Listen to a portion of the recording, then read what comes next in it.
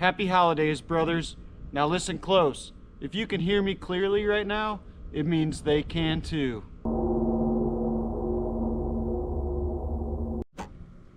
He deployed Groutlatch Gregor to the surface, not to build, to seal. Gregor ain't rebuilding your bathroom, brother. He's locking your timeline in place like a damn shower pan.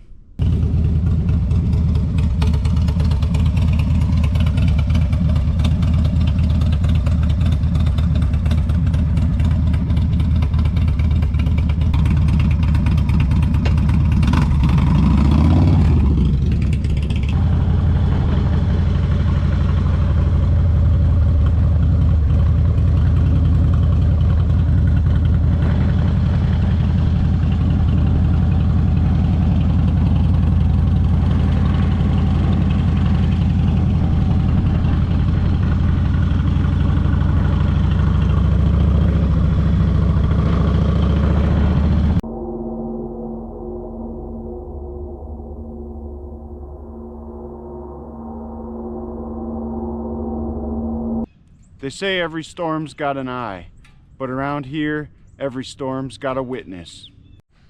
And lately Slim's been talking in circles again. Voice cracked, hands shaking, staring at the tree line like it owed him money.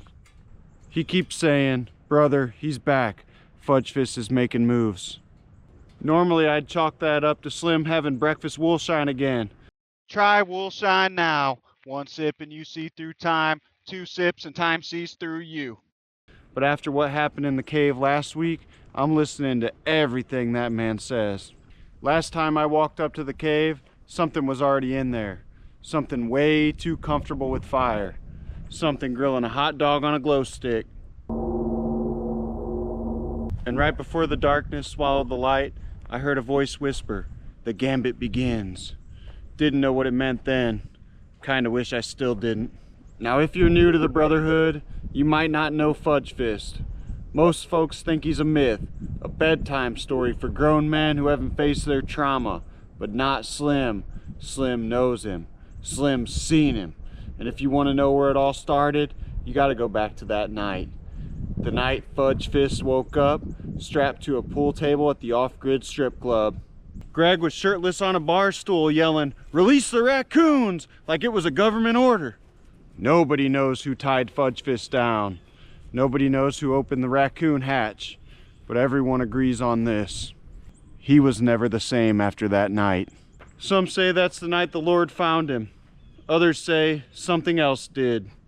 He broke out of those bindings, crawled straight into the crawl space beneath the club.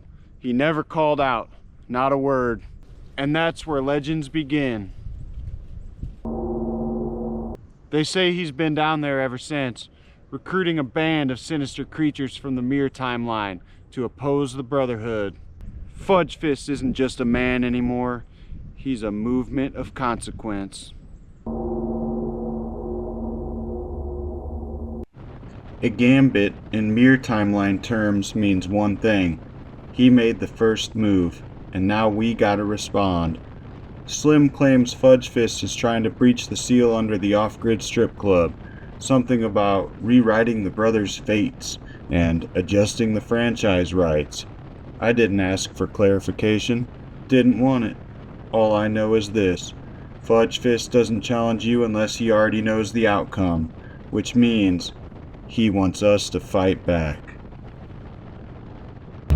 Slim pulled me close before I left and said, "Brother, if the mirrors start vibrating tonight, don't answer. That's him knocking."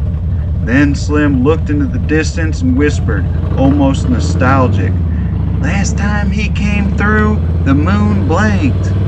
And the moon doesn't blink, brother. Not unless someone punches reality hard enough to bruise it.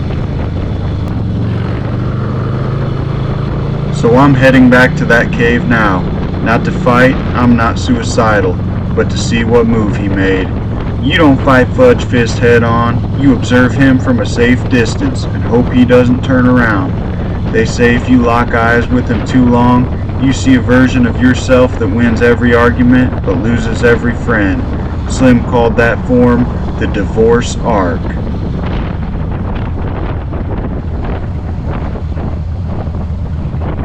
As I rolled past the tree line earlier, I swear I heard something deep in the ground.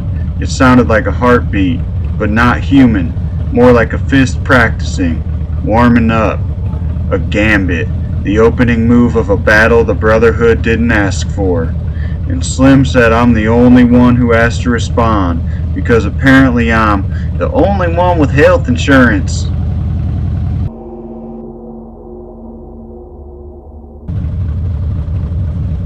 So if the sky looks off tonight, if the cave starts humming, if Slim starts carving runes into his breakfast again, just know this: Fudgefist has made his move, the Brotherhood will make ours, and whatever happens next, you'll hear it at 83 miles per hour. Subscribe before Fudgefist decides you're part of the Gambit.